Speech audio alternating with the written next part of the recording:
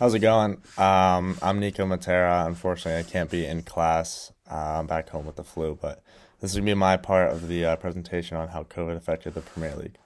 So I'm just gonna go through, the canceling of the season, in more detail, the 1920 season, and then how that transferred into the 2021 season. So basically, the 1920 season was cut short on March 13th, 2020, because of the rising cases in England. As the season was less than 2 months away, the end felt so close, but it just wasn't able to continue because of the danger that it would cause. Liverpool was running away with the title, as you can see. That's my team back here. And it was originally supposed to be paused from March 13th, 2020 into, I believe it was April 4th, 2020. And as they went on with the days and they got closer to that April 4th date, they realized that it just wasn't right to start it back up. So they ended up pausing for 100 days into May, June area. And they named it Project Restart. Now, starting in June is extremely late, as they usually tend to end mid-May.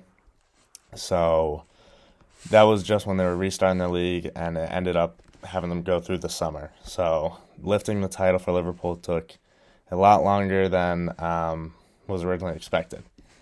So the next year was played with zero fans, the 2021 season, for the majority of the season until the last 2 or 3 weeks, I believe it was.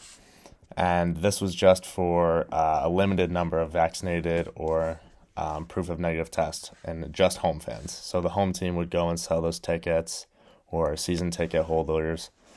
All of them would be able to go, but it was nothing close to what it usually is, with 60,000, 80,000 people there.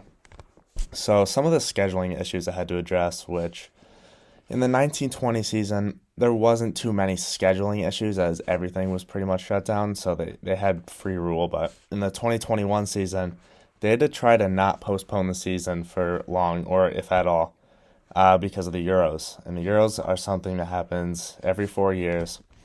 It goes Euros, and then a 2-year break, World Cup, 2-year break, Euros. So this was coming up in 2020, and they ended up canceling it and moving it to 2021. So in the 2021 season, they had to try not to postpone it, because a lot of the players that play for clubs in England, like Man City, Man United, Liverpool, they also play for their country, the European country, and they wouldn't be able to play in those championships. And those start about 1 month after the season. So they had to try and, get their testing done on time and everything, so they could carry on. And both players would be able to play for the whole Premier League season and then the whole Euro Championships. They did a great job with that. There was no issues, really.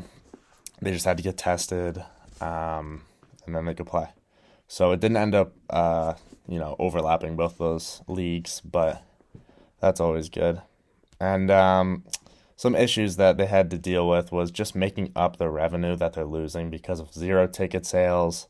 They had to sell more jerseys, try and do sponsorships, help out in the community to try and get everything under control.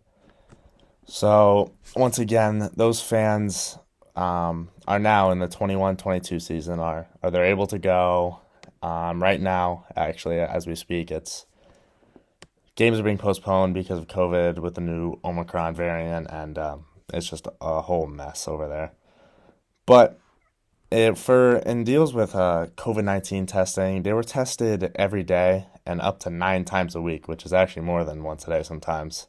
But this is just to ensure all their safety and everything. But they know how to quarantine them now. They've been doing this for almost 2 years, and it's hard for everybody because the season ticket holders paid and they want to be able to go, but sometimes it's just not the right time. But in that case, that's my part on how they canceled seasons, shortened season, all that. So I will let Don and Sam get back to it. Thank you.